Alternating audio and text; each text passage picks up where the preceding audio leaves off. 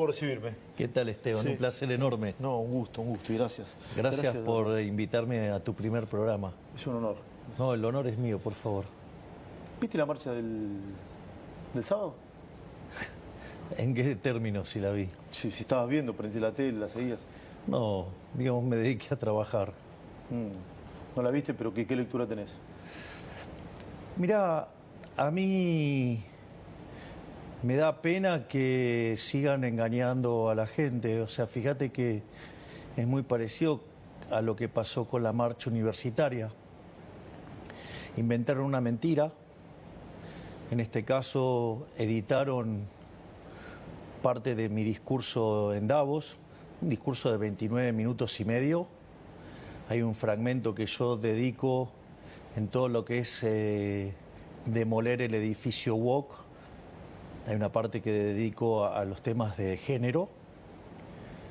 Básicamente eso dura cerca de 1 minuto y medio.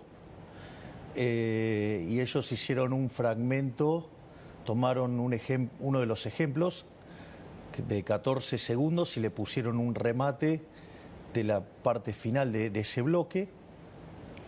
A partir de construir esa mentira, los medios que obviamente están desesperados porque les suspendí la pauta oficial, entonces evidentemente los medios en general son odiadores del gobierno directamente. ¿No? ¿Los medios son odiadores del gobierno? Sí, sí, ni siquiera, digamos, califican ya como opositores, hay un odio visceral manifiesto.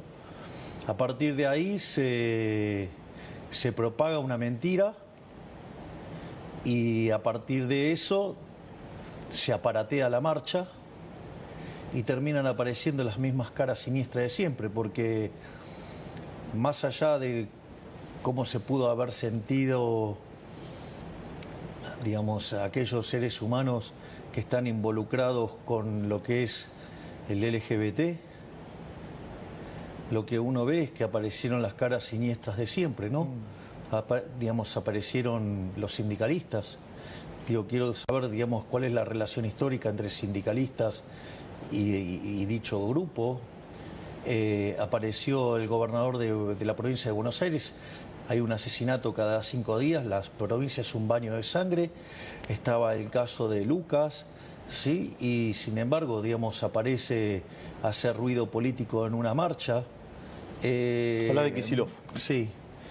No solo eso, también se sumaron el tren fantasma que componen Lustó, Larreta, Santoro, Lilita Carrió, digamos, La Cámpora, Cristina Fernández de Kirchner apoyó, digamos, o sea, con lo cual lo que vos ves es el tren fantasma. Aparte, en esa manifestación, digamos, qué sé yo, ves, por ejemplo, banderas del Partido Comunista, digamos, donde los comunistas y los socialistas, digamos, asesinaban homosexuales, o, digamos, o intentaba hacer una marcha, digamos, en Palestina de estas características, porque tenían banderas de Palestina. Entonces, verdaderamente, vos lo que te das cuenta es que en realidad terminó siendo una marcha política donde se juntaron todos los anti-Milei, y a mí me ¿Son parece... muchos o pocos? Mirá, la verdad es que te diría que el hecho que se tenga que juntar todos para enfrentarme, lo que muestra es que están claramente en una situación de debilidad y además que lo tengan que hacer a partir de una mentira, de lo que es la falacia del hombre de paja, ¿no? Digo que es muy irregular, o sea, de hecho en mi discurso en Davos justamente yo lo señalo, ¿no? Esto de que cómo opera la izquierda, o sea, digamos, opera con la falacia del hombre de paja, o sea, dicen que vos dijiste y a partir de eso te critican, porque es la crítica que les queda cómoda, y entonces eso, digamos, muestra que vos perdiste antes de empezar. Eso es una declaración de inferioridad ex ante, porque si vos para atacar a un tipo lo que tenés que hacer es mentir sobre esa persona, entonces, digamos, mentís sobre el argumento, digamos, o caes en una falacia dominen. Mirá qué interesante, dice, no, bueno, contra un gobierno fascista. en un gobierno fascista, digamos, una marcha de estas no tendría lugar, ¿no? O sea, si estuviéramos en algo antidemocrático, digamos... Te dicen fascista y nazi. Sí. Bueno, pero por eso, bueno, eso, mirá qué interesante. Digo, la ignorancia. Porque, por ejemplo, cuando vos tratás, digo, primero, nazi, nacionalsocialismo. O sea, digo, se tienen que hacer cargo, muchachos, eran de los de ustedes, o sea, eran de los zurditos, era nacionalsocialismo. De hecho, el fascismo también es socialismo. El propio Mussolini decía, dentro del Estado todo, fuera del Estado nada, y nada contra el Estado. Es decir, digamos, con lo cual está claro que nada que ver, digamos, con la ideología que yo tengo, digo que es el liberalismo, y como lo define nuestro máximo prócer de toda la historia, el liberalismo es el respeto irrestricto del proyecto de vida del prójimo, basado en el principio de no agresión y en defensa del derecho a la vida, a la libertad y a la propiedad. Fíjate que la ignorancia de esta gente no se dan cuenta que ellos trabajan sobre una definición colectiva. O sea, ellos por eso son colectivistas. Sin embargo, o sea, el sujeto con el que ellos trabajan es un colectivo. Sin embargo, yo trabajo con un sujeto que es el individuo. O sea que no tengo ningún punto en común. En realidad, digamos, los que terminan haciendo fascismo son ellos, porque las consignas y las cosas que dicen son propias de fascismo. Yo sé que esto lo explicaste, lo respondiste en alguna otra entrevista, pero yo nunca te lo pregunté. ¿Y vos qué opinas de la comunidad o del colectivo LGBTI+? Bueno, ok. A ver, yo digo esto, lo he dicho muchas veces. La pregunta es, supongamos lo siguiente, lo vamos a poner así. Suponete, no sé, que vos estuvieras en una relación homosexual, digamos, o alguna relación, digamos, que contemple algún tipo de estas características. La pregunta es, ¿en qué me agredís? En nada. ¿En qué afectás en mi derecho a la vida? En nada. ¿En qué afectás a mi propiedad? En nada. ¿En qué afectás a mi libertad? En nada. Por lo tanto, digamos, o sea, yo no tengo nada que decir, haz lo que quieras.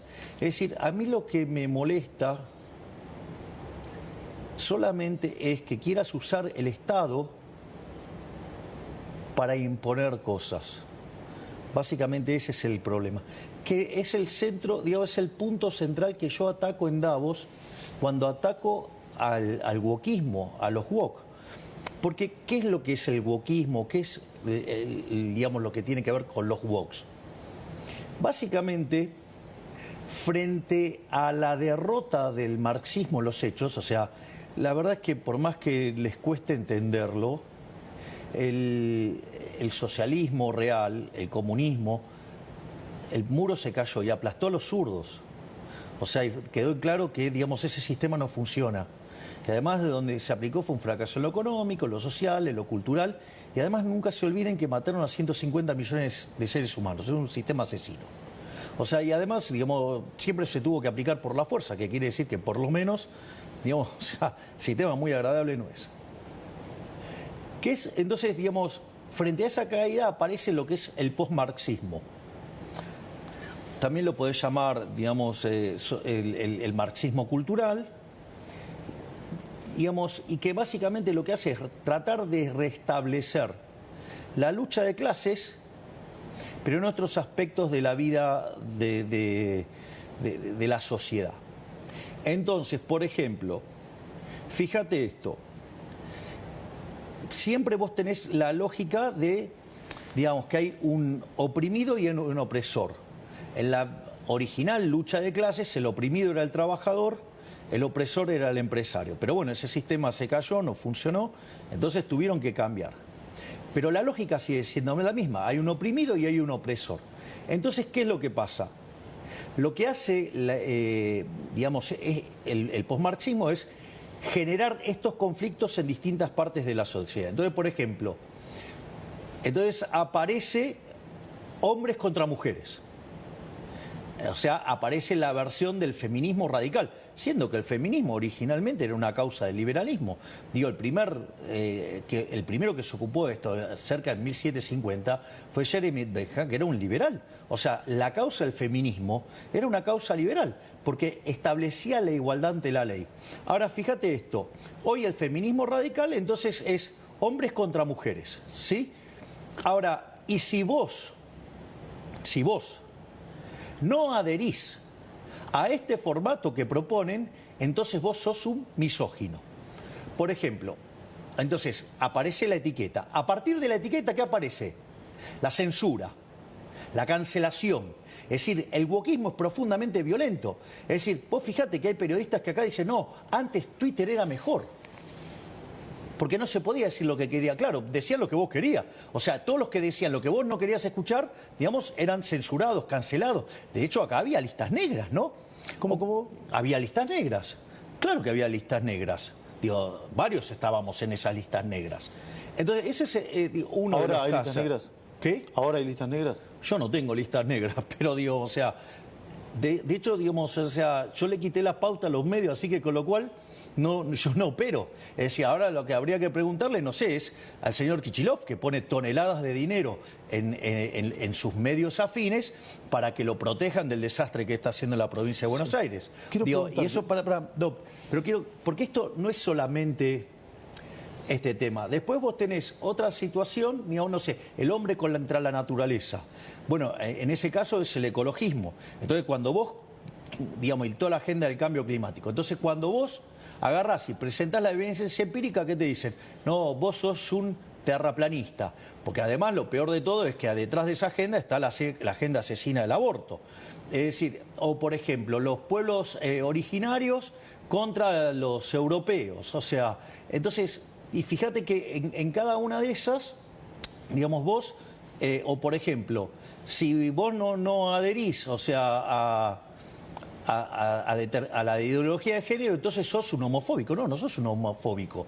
No sos ni homofóbico ni transfóbico. O sea, de hecho, vos fíjate que la frase que yo digo, que esto es tremendo, ¿no? Digamos que la ideología de género llevada al extremo conduce al abuso. O sea, son, digamos, pedófilos. Y yo hice varios ejemplos. Voy a repetir eso, la ideología de género... La ideología de género llevada al extremo conduce, o sea, digamos, conduce al abuso. Por ende, son pedófilos. Y eso, digamos, parece una cosa menor y no es una cosa menor. Porque vos fíjate esto, vos tenés distintas cuestiones de la ideología de género. Vos tenés un hombre que se autopercibe mujer y Mendes se cree, digamos, y va y se sube a un ring de boxeo y revienta a trompadas a las mujeres. O sea, de hecho, la boxeadora italiana que digamos, que para la pelea, de hecho es amiga de Giorgia Meloni. Y justamente lo que le contaba es... Los últimos Juegos Olímpicos fue eso. Claro, cuando, digamos, le puso dos manos, que no fueron manos llenas, o sea, fueron... dijo que le sacudió toda la carrocería, por lo tanto, o sea, si se quedaba, la mataba. O sea, digamos, ahí tenés un caso. Tenés otro caso, por ejemplo, el caso de un hombre que lo meten preso, digamos, se autopercibe mujer, digamos, va con las mujeres, se viola, digamos, un montón de mujeres, embaraza una, digamos, un disparate. O sea, o a vos te parece bien, digamos, vos sabías que, por ejemplo, en la provincia de Buenos Aires tiene 240 centros de hormonización. ¿A vos qué te parece? No, a mí me parece un horror. O sea, a mí me parece un horror. A ver, digamos, o sea, ¿a vos te parece que una criatura, que un menor, esté en condiciones de saber si, digamos, o sea, la verdad, digo, yo no sé lo que piensa la gente. Ahora, desde mi punto de vista, que le amputen los genitales a una criatura, digo, mientras que le llenan la cabeza, que es otra cosa distinta a lo que dice su biología. Bueno, digo, eso de separar el género de la biología, digo, no es gratis. ¿Viste el video del nene de 10 años que dice que es trans? Bueno, por eso, pero ¿a vos te parece, digamos, o sea... ¿Lo viste? Sí, claro que lo vi. ¿Qué te pareció? No, a mí, digamos, o sea, mira, si él se autopercibe así, digo, deja que siga el correr del tiempo y a ver qué decida. Porque acá lo que hay que entender es que, digamos, si vos a esa criatura, digamos, le amputás el pene, Digo, va a generarle un montón de problemas. Primero porque es irreversible. Segundo, no solo que es irreversible, va a tener que vivir todo el tiempo hormonizado, digamos, para poder vivir. Lo mismo si, digamos, o sea, fueran contra el aparato reproductivo femenino. Es decir, entonces, digo, vos ahí tenés un problema. Entonces, ¿lo querés entender? ¿Lo entendés? Ahora supongamos lo siguiente. Ahora dejamos de hablar de niños. Me parece una atrocidad hacerle eso a los niños. ¿Entendés? O sea, yo creo que deberían dejar que corra el tiempo y que tome la decisión siendo un adulto responsable. Siendo un adulto responsable, digamos, ahí aparece un tema. La pregunta es, si quiere hacerlo, desde mi punto de vista, si lo quiere hacer, que lo haga. Vos, por ejemplo, ¿te querés autopercibir foca y querés convertirte en una foca? Yo no tengo problema. Lo que a mí me parece mal es que vos consideres que yo tengo que pagar la cuenta de eso. Es decir, porque entonces eso, digamos, eso no es un derecho, eso es un privilegio. Ahora no te joden las chicas trans, pero sí el cupo trans. Y el cupo trans está mal. Pero no es el cupo trans, es el cupo para cualquier cosa lo que está mal. Porque es lo que se llama una discriminación positiva, es violentar digamos, yo tengo una pregunta, ¿a vos te parecería bien, digamos, que los cargos, no sé, en el Estado fueran hereditarios? No, obviamente que no. O sea, ¿qué seguimos? ¿En la época del absolutismo? O sea, entonces tenemos un monarca y, no sé, y su familia y sus amigos tienen privilegio de tener un cargo por el hecho de que... sí, por dotación de apellido. Bueno, es una aberración. Sin bueno, duda. Esto es igual. Esto es idénticamente igual, te das cuenta que es idénticamente igual. O sea, tienen un cupo por eso. Digo, yo estoy a favor de la sociedad, no de una sociedad absolutista. La sociedad liberal está a favor del mérito. Entonces, lo que digo es, lo que nosotros vinimos a proponer es la igualdad ante la ley. Porque esto es lo que pasa con esta situación. Esta generación de conflicto, digamos, donde aparecen estas... Si vos querés, estos colectivos, con lo cual, mirá, digamos, o sea, bien del lado opuesto a nosotros, ¿no? Que somos liberales, o sea, que este es el individuo. Pero fíjate esto, entonces ese conflicto entre oprimido y opresor, ¿cómo se resuelve? ¿Cómo? Metiendo el Estado liberador. Pero la consecuencia de eso, ¿qué es? Que vos expandís el tamaño del Estado, expandís la influencia del Estado. Es decir, y eso lo tenés que financiar. ¿Y eso con qué se paga? Con más impuestos. Es decir, es una agenda destinada a hacer crecer el Estado. Entonces, ¿cuál es el objetivo de esa agenda? Crear artificialmente conflictos para que el Estado lo resuelva y, digamos, a ver, ¿para qué sirvió el Ministerio de la Mujer? Si Alberto Fernández cagaba trompadas a la mujer, ¿para qué sirvió? Si Alperovich violaba a la sobrina, si Espinosa, digamos, o sea, acosaba, digamos, a su secretaria, si en Chaco, digamos, está el chico de Strasowski, digamos, Strasowski. Claro, ¿me entendés? Digamos, tienen entre sus filas también a Guasora. ¿Me comprendés lo que te digo? Entonces, digamos, los femicidios, o sea, ¿y vos qué te crees? ¿Que eso se arreglaba con el Ministerio de la Mujer, con cantitos y pintando banquitos? No, esto se arregló ¿con qué? Mano dura. Nosotros bajamos 50%, digamos, los delitos en el último año, ¿sí? Y además bajamos todos los crímenes contra mujeres. Vamos, lo hicimos nosotros. ¿Mano dura tendría que poner Kicillof? Mirá, Kicillof tendría que salir... Kicillof, a ver, Kicillof, ¿por qué marcha? Marcha porque él también es parte de esa agenda progre, esa agenda woke. ¿Por qué? Porque, digamos, por ejemplo, él adhiere a Zaffaroni. O sea, que también es digamos, un derivado de esa misma agenda de Zaffaroni, que es subvertir los valores. Es decir, donde la víctima pasa a ser el victimario y el victimario la víctima. O sea, una locura total. Entonces, o sea, la provincia de Buenos Aires es tierra de nadie en favor de los delincuentes. Es más, ¿sabés qué? Hasta te puedo vincular estos temas. Vos me decís, ¿qué tiene que ver Zaffaroni? ¿Qué tiene que ver el LGBT, la ideología de género? Bueno, la ideología de género, ¿yo qué es lo que digo? que en el límite constituye abuso, o sea, son pedófilos. Con lo cual, fíjate que yo además hablo de ideología. Y eso está documentado, por ejemplo, una charla TED en Alemania donde dice, no, la pedofilia es una orientación sexual. No, ¿qué orientación sexual? Digo, no te puedes meter con los chicos. O sea, los chicos son sagrados. Dicho esto, fíjate esto, uno de los casos más renombrados de Zaffaroni fue el caso del portero Tiraboschi, el portero que abusaba de los menores. No, si la luz está apagada no es abuso. Ahora, claro, no, pero fíjate esto, digamos, o sea, con lo cual, no te creas que está tan alejado y tan en otro lugar. O sea, lo tenemos acá. Digamos, ¿por qué lo tenemos acá? Porque era Zaffaroni en el caso Tiraboschi. Y vos decís, no, bueno, pero queda ahí. No queda ahí. Digamos, está el video en un programa de Iudica donde el señor Pablo Dugan defiende al portero Tiraboschi. Defiende a Zaffaroni en ese fallo, diciendo que no hay abuso porque la luz está apagada. O sea, yo quisiera saber si uno de tus hijos se estuviera involucrado en esa situación y que venga Dugan y te diga que no es delito porque la luz estaba apagada. O, digamos, y vos decís, no, bueno, ese es un caso. No es un caso. Digo, vos sabés que, por ejemplo, hay un grupo de pedófilos, ¿sí? Digo, que se llaman pedófilos virtuosos.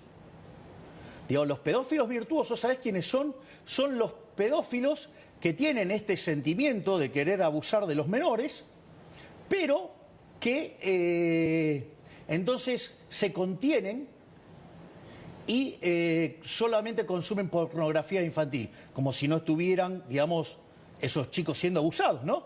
Bueno, digamos, el señor Ernesto Tenenbaum defiende, digamos, a los pedófilos virtuosos, digo, porque para él... Él dijo, lo sacaron de contexto. Después. No, sí, bueno, sí. Digamos, o sea, él es el que vive sacando de contexto todo el tiempo. Digo, la declaración es muy clarita y, digamos, sus compañeros se lo señalan. Así que digamos, o sea, él en definitiva es un defensor de los pedófilos virtuosos. O sea, después, o sea, agarró y reculó. Sí, digo que se equivocó. O sea, sí, bueno, está bien, digamos, pero él, digamos, o sea...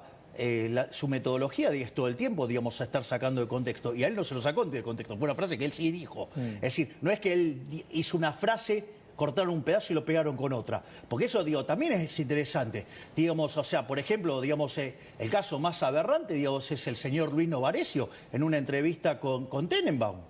Digo, diciendo que yo dije cosas que literalmente no dije. O sea, mintiendo abiertamente. O sea, casi te diría que, digamos, su ataque, digamos, o sea, sistemático, digo, dado el ataque, digamos, que ha tenido durante los últimos años hacia mi persona, aceptando cualquier tipo de mentiras, acusándome de cualquier tipo de aberraciones, yo podría decir entonces que él es un heterofóbico. Es decir, evidentemente, todo aquel que no coincide con él, entonces él lo va a atacar y le va a decir cosas así. Porque esa está en la lógica del wokismo. El wokismo, ¿qué es lo que hace? Agarra, digamos, te inventa un derecho, o sea, crea esta disputa entre el oprimido y el opresor, entonces vienen a liberarte, o sea, pasamos de la idea de la libertad a la idea de la liberación. Eso se resuelve con el Estado, ¿sí? Se resuelve dando, digamos, privilegios, o sea, affirmative action, o sea, discriminación positiva, ¿sí? Entonces, digo, y aquel que no adhiere a eso, te ponen una etiqueta. Y a partir de esa etiqueta te cancelan, que era lo mismo que te hacían en Twitter. Digo, por eso, digamos, o sea, Elon Musk para mí es un héroe, salvó Occidente. ¿Por qué? Y fíjate, digamos, que casualmente todos estos tipos que te mencioné, ay, no, pero ahora es horrible Twitter, hay que dejar Twitter. ¿Por qué? Porque, digamos, si, por ejemplo, el propio Tenenbaum le dijo, ¿no?, que a él le gustaba más el Twitter anterior, el Twitter que censuraba a los que no pensaban como él. Javier, es decir, ¿me comprendés, no? Sí, o sea, después, claro. digamos, hablan de censura. Sí. Digo, es más, hablan de antidemocráticos. Digo, y en realidad ellos, digamos, el socialismo, una de las cosas que descubrió es ir por lo que Hayek llamaba la democracia ilimitada. ¿Me comprendés? Porque, digamos, que es la dictadura de las mayorías. Cuando en realidad, vos lo que, la esencia de la democracia es cuidar a la mayor, digamos, a la más pequeña de todas las minorías, que es el individuo. Porque si no, yo te hago una pregunta. ¿Vos crees en la democracia? Sí, por supuesto. Bien, ok. Entonces, también? sí, obvio. Pero, digamos, la democracia liberal, republicana, digamos, la que respeta al individuo. Porque si no, digamos, o sea, te hago una pregunta. Se juntan 4 lobos y una gallina y van a votar qué se come a la noche.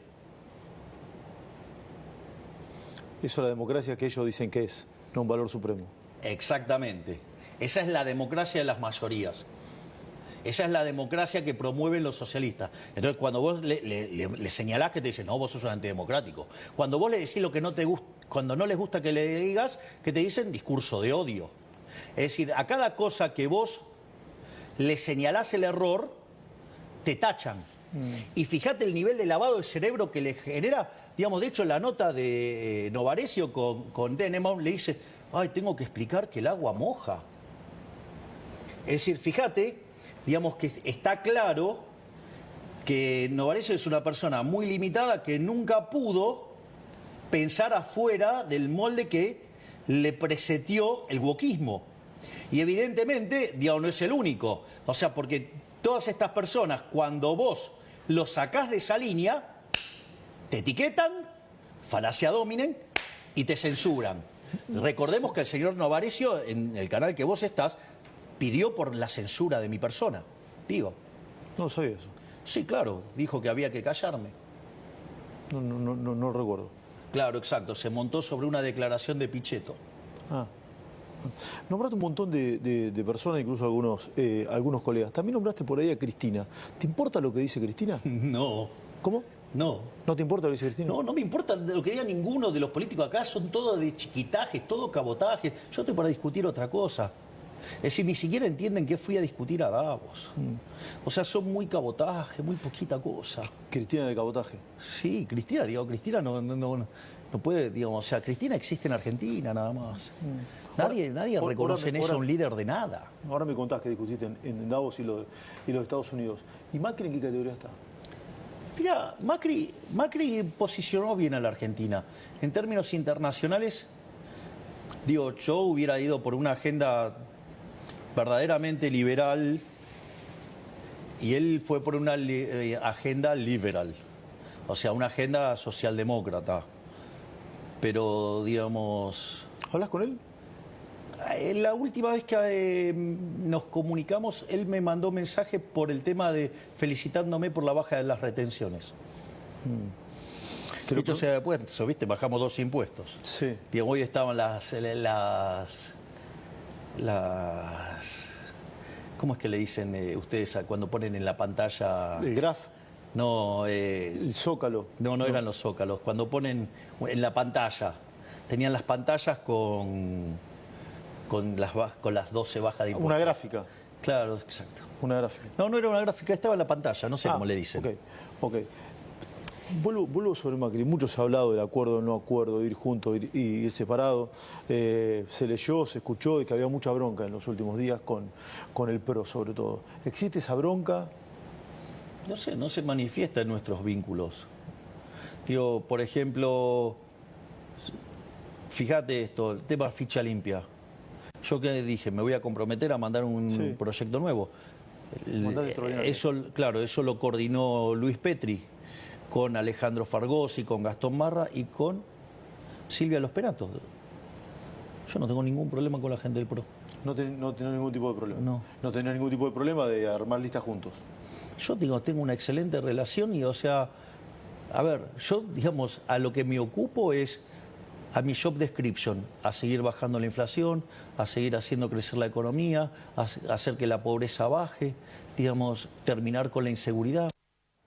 Bueno, este es un tramo, Luis, de la entrevista. ¿Quién es tu rival hoy? No, digo, yo no pienso en esos términos, o sea, yo pienso en cumplir mi job description, digamos, o sea, mi rival básicamente son las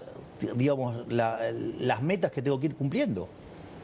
O sea, mi enemigo es la inflación, mi enemigo es la pobreza, mi enemigo es la indigencia, mi enemigo es el analfabetismo, mi enemigo es que maten a la gente, digamos, como ratas. Esto es muy personal, creo que la principal preocupación hoy en Argentina, esto es muy personal, me puedo confundir, es la inseguridad.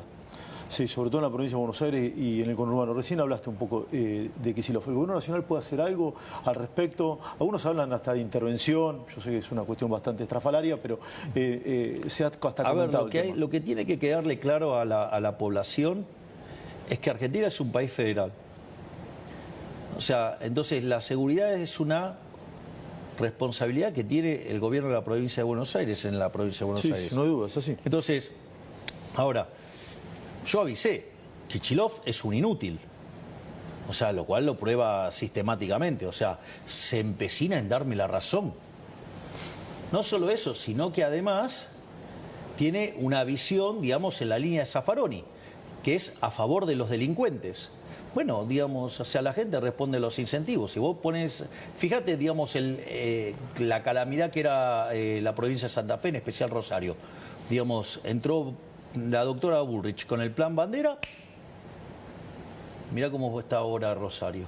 Sí, mejoró la situación. ¿Y a vos qué te parece? Bueno, Diego, te aviso que cuando nosotros asumimos, Sí, o sea, si Kicillof, había 9.000 piquetes por año, sí, ahora no hay ninguno. Si Kicillof te llama mañana y te dice, presidente, ¿me ayuda con la seguridad en la provincia de Buenos Aires? ¿Usted qué hace? Digo, yo soy el presidente de la nación y los bonaerenses también me votaron a mí, con lo cual, digamos, yo donde tengo que ir a ayudar, ayudo.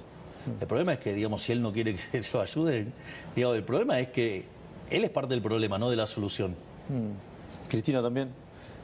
Bueno, Cristina, digamos, es responsable de uno de los movimientos más siniestros de la historia argentina, que es el kirchnerismo. O sea, el kirchnerismo destruyó todos los valores morales de este país, o sea, vino a romper todo por impulsar la basura del socialismo del siglo XXI. Y así, digamos, nos habían dejado en camino a Venezuela. ¿Viste lo de Lali Espósito? ¿Ladri Depósito? No, Lali Espósito. Ladri Depósito. Viste que la aclamaban para ser candidata, ¿lo viste o no? Bueno, que sea candidata, ¿qué sé yo? Digamos, Dios tiene todos los elementos legales para ser candidata, que sea candidata. ¿Irías a ver un show de ella? A ver, a mí me gusta otro tipo de música, qué sé yo. Yo anoche, digamos, me vi un baile de máscaras, una versión en el Metropolitan de Nueva York, dirigida por Levin. Estaba Pavarotti y estaba Leo Nucci. O sea, esa es la música que yo escucho. Y si no, escucho a los Rolling Stones. ¿Hablas con la vicepresidenta Villarroel o no? A ver, digamos... Yo te lo pregunté la otra vez y me dijiste que no forma parte del gobierno. O del día a día del gobierno. No, es que, bueno, no forma parte de la diaria, pero, digamos, mientras que resuelva su problema, digamos, la tarea que tiene que hacer, ¿cuál es el problema? ¿Vos la volverías a elegir como candidata? Las decisiones se toman en función de lo que vos, en el contexto en el que estás, y yo creo que, digamos, las decisiones que tomé en el momento, digamos, eran las correctas y efectivamente los resultados me acompañaron. Sí, de eso no hay ningún tipo de duda. Bueno. Recién hablaste de agenda de cabotaje. Y que contaste de lo que pasó en Davos y en Estados Unidos. ¿Qué es lo que más te llamó la atención primero de Estados Unidos, cuando fuiste a la asunción de Trump? De Estados Unidos fue estremecedor. Estremecedor, ¿por qué? Sí, yo ya me había quedado muy impactado cuando fui invitado a Mar-a-Lagos. O sea, yo verdaderamente me quedé impactado, pero una de las cosas que me pasó, que verdaderamente no me la esperaba, más allá de los premios y demás, y la recepción que tampoco me lo esperaba, una de las cosas que me pasó mientras que esperaba para ingresar a la sala, viste que estaba muy claramente separado, por un lado estaban los diputados, los senadores, los gobernadores y determinadas autoridades, y después de un lado estaban los que son los funcionarios y los amigos de Trump, por decirlo de alguna manera, y del otro lado estaban los expresidentes de Estados Unidos y algunos exfuncionarios y demás, y a mí me tocó estar ahí junto a Giorgia Meloni y al vice de China. Pero mientras que esperaba para entrar, me pasó algo muy... El día de la Asunción, decís vos. El día de la Asunción. Okay. Sí, me pasó algo que yo no me lo te juro, Esteban, que no me lo imaginaba. Venían diputados y senadores, tantos de los republicanos como los demócratas, y se sacaban selfies conmigo. O sea, eso a mí me llamaba la atención. Y otra cosa que también me llamó mucho la atención es que todos me felicitaban por lo que estaba haciendo, por los logros que estaba teniendo el gobierno, y me felicitaban muy especialmente por todo lo que estaba haciendo en defensa de las ideas de la libertad. O sea, y me hacían un reconocimiento por eso. Pero, qué sé yo, digo, si vos escuchás eso una, dos, tres veces, es como que decís, bueno, luce ya mucho de cassette, por decirlo de alguna manera.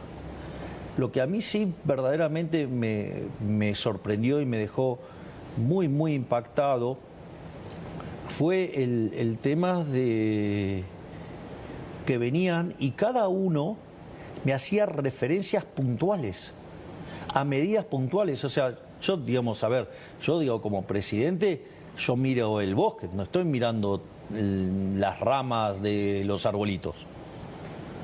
Y me venían con cuestiones muy específicas. Técnicas y profundas. Claro, exacto. O sea, digo, tendría que haber estado con todos los ministros para contestar ahí.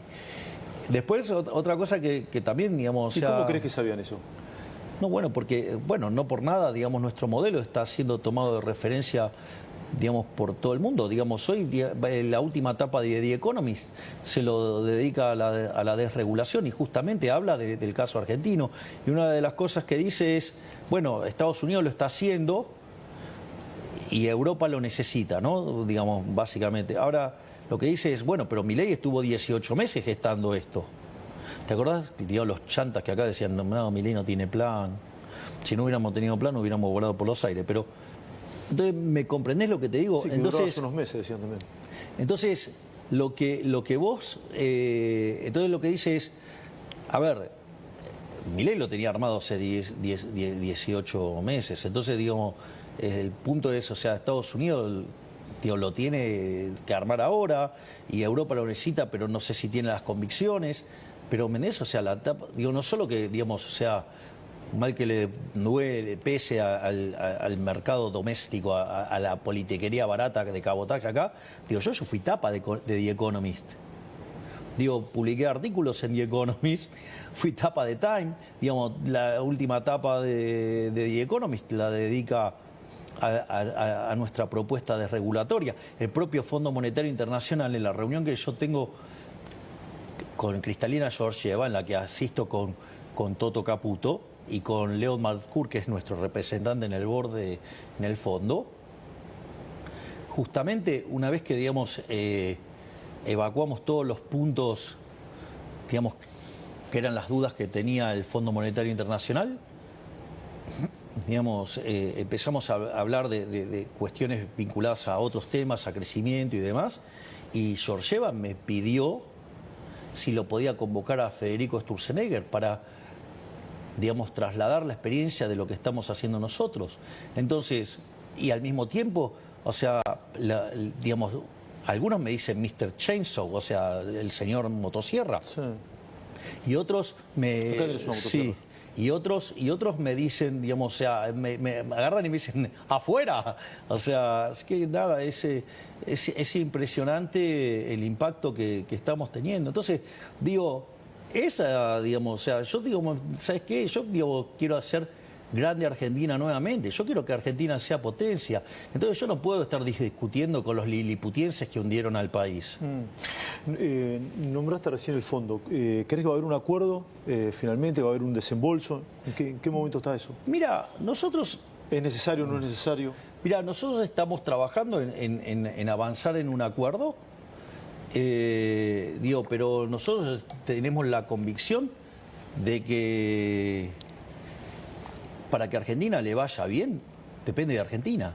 Y en eso, digamos, nosotros, nuestra estrategia, digamos, de dureza en la política fiscal, es decir, que no se negocia el déficit cero bajo ningún punto de vista y seguir manteniendo una política monetaria dura, nosotros, o sea, no, digamos, nosotros creemos que tenemos que armarnos como si todo dependiera de nosotros mismos. Bueno, si después tenemos puentes financieros para acelerar digamos, las La salida del mejoras. cepo, por ejemplo. Por ejemplo. Claro, o sea, nosotros, sin la ayuda del fondo, en el 2026 el cepo lo levantamos. El año que viene. No, pero, digo, o sea, el 1 de enero del 2026 no existe el cepo. 1 de enero de 2026 no existe el cepo. ¿Y si hay desembolso del fondo antes? Podemos hacerlo más rápido. Hay que ver cómo queda estructurado el programa, cómo se calzan los fondos, y eso te va a determinar la salida de cepo. Nombraste las retenciones, dijiste que Macri te felicitó por ese hecho. Es una baja gradual y semestral, ¿no? ¿Se va a acentuar eso? ¿Cómo es? A ver, nosotros lo que hemos dicho es, bueno, una parte, digamos, a las economías regionales fue quitada total y de manera permanente. Sí. La otra de manera transitoria, dado la situación compleja que está pasando el campo. Ahora, en la medida que la economía crezca y nosotros tengamos recursos, nosotros vamos a seguir bajando impuestos. O sea, yo dije que iba a bajar impuestos, nadie creía que íbamos a lograr el déficit cero, porque partamos de eso. Argentina en los últimos 123 años había tenido todos los años déficit fiscal. Porque los años que tuvo superávit era porque no pagaba la deuda. Pero nosotros tuvimos superávit financiero aún honrando los compromisos. Y sin hacer libramientos impagos ni ningún dibujo contable. O sea, tuvimos superávit financiero de verdad. Si hablaste del crecimiento de ¿la economía crece? Mirá, los datos del tercer trimestre, básicamente lo que tenés es que está, digamos, 3,9. O sea, eso significa que la economía, digamos, está viajando en el tercer trimestre, si lo anualizaras, a niveles del 17%, el consumo a niveles del 20%, la inversión a niveles del 50%. Si vos tomás el último dato, digamos, del PBI, digamos, te estaría mostrando el desestacionalizado. Si lo anualizás, digamos, estarías viajando a una velocidad del 11%. Es decir, entonces, cuando vos mirás los números de la economía, es más, vos fíjate esto. Yo, digamos, o sea, los econochantas de Mandrilandia, digamos, cómo le pifiaron todos. Digamos, ¿te acordás que nosotros hablábamos de la B corta? Sí. Decían, no va a haber B corta, no va a haber B corta, decía, ¿no?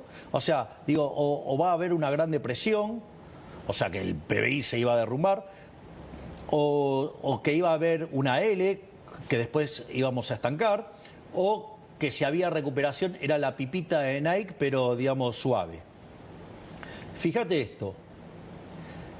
El arrastre estadístico que nos dejó el gobierno anterior era de 2,8, negativo. O sea, con lo cual, si nosotros llegamos en 2,8, es que no cayó nada durante el año. Se considera que el año va a terminar 2 negativo. Es decir, que quiere decir que cuando vos tomás la punta de diciembre... Un 0,8 crecimiento.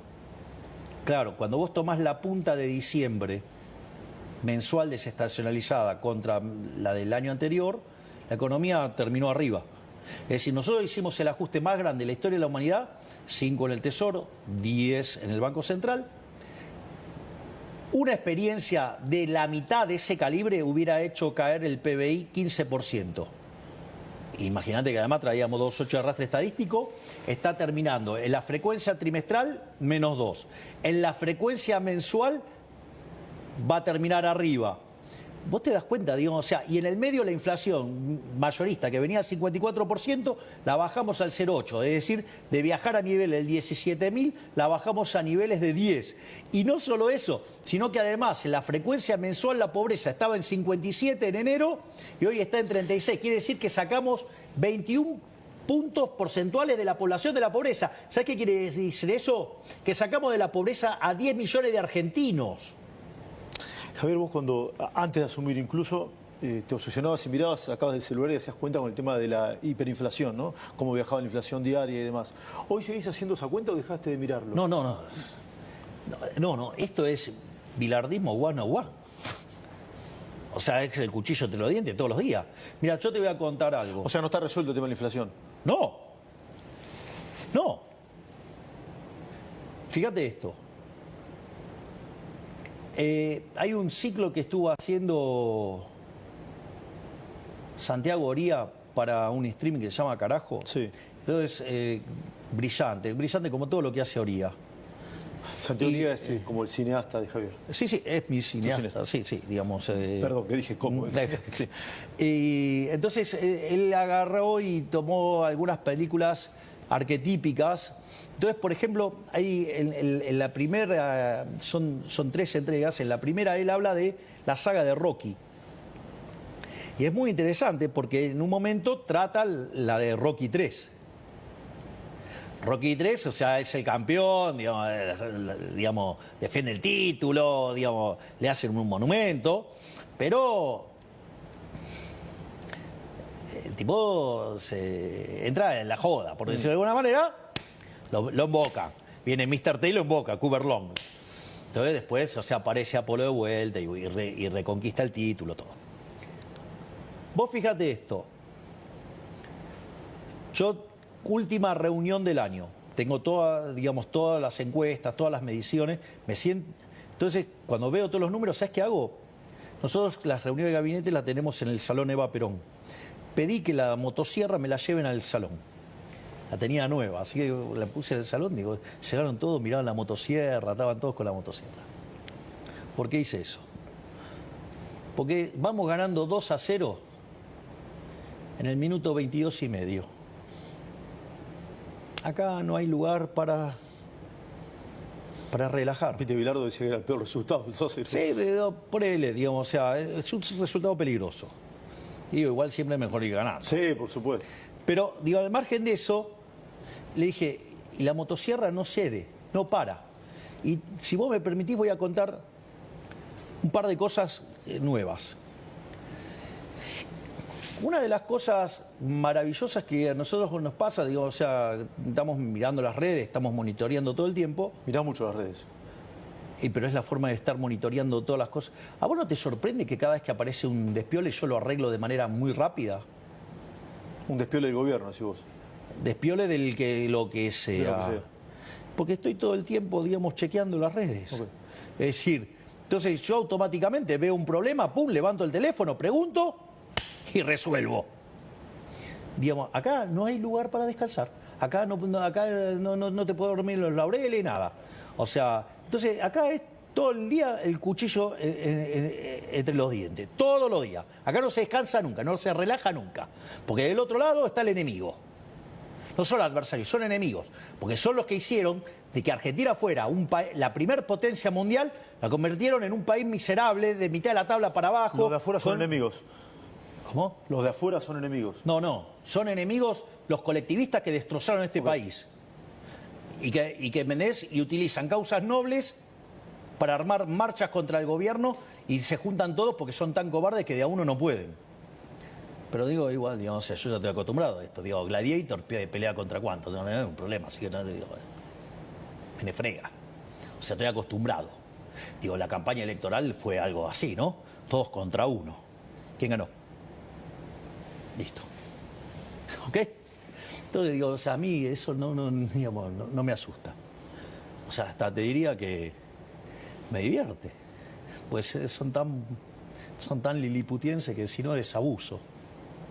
Entonces, ¿qué es lo que digo? En ese contexto, vos no podés relajar. Y fíjate esto, una de las cosas que pasa cuando vos mirás las redes es, ok, hay muchas referencias que es lo que voté, es mucho más de lo que voté. Entonces, ¿qué es lo que hizo de manera brillante Manuel Adorni? Hizo un relevamiento de todas las promesas de campaña. O sea, agarró y tomó todas las promesas de campaña, todas. Vos sabés que, digamos, la historia de los políticos en Argentina es que los políticos te mienten, todo el tiempo te mienten. Son unos delincuentes que te mienten abiertamente. Son lo más inmoral que existe. Es decir, su vida es engañarte. Bueno, la vida de los políticos argentinos es engañarte. Exactamente. Sí, los que son parte del Partido del Estado. Digo, estuviste marchando todos esos juntos el otro día. El Partido del Estado es igual a casta. Claro, exacto. Son todos los que viven del Estado. O sea, el Partido del Estado, digamos, está los políticos ladrones, están los empresarios prebendarios, están los sindigarcas, están los periodistas ensobrados, corruptos, ¿sí? Y están, digamos, o sea, los profesionales funcionales a eso, porque hay profesionales que viven de eso. Entonces, en ese contexto, ese es el partido del Estado. Entonces, mirá qué interesante lo que hizo Manuel. Agarró y tomó las promesas de campaña, hizo un relevamiento de las promesas. Si vos te recordás, o sea, decían que lo que yo proponía era una locura. Nada de lo que yo proponía se podía hacer. Era todo imposible. Empezando por el déficit cero, ¿no? El cual lo logramos encima en el primer mes. Pero dicho esto, ¿qué es lo interesante? Con lo cual nosotros teníamos un programa muy, muy ambicioso. ¿Cuánto tiempo lleva el gobierno? 25% del tiempo. Sí. Cerrado a la primera parte del año, Sí. 25% del tiempo. Sí. Con lo cual, si yo viniera con el 25% de cumplimiento de las promesas, estaríamos bien, ¿no? Sí. ¿Sí? Digo, está claro. Matemáticamente sí, correcto. Bueno, ¿sabe cuántos llevamos cumplidos de las promesas? ¿Cuántos? 78. ¿Escuchaste? El 78% de las cosas que prometimos la estamos cumpliendo. Es decir, y no vamos más rápido por la máquina de impedir. Y además cumplimos... ¿Quién maneja la máquina de impedir? Digo, y el partido, digamos, o sea, el partido del Estado. Digo, que se la pasa pidiendo privilegios. Es más, ahora sigue la motosierra. Mirá lo que vamos, por ejemplo, ahora vamos contra 50 organismos del Estado. O sea, entonces vamos a tratar, algunos los vamos a cerrar. Ponele el 60%, digamos, estamos buscando cerrarlo.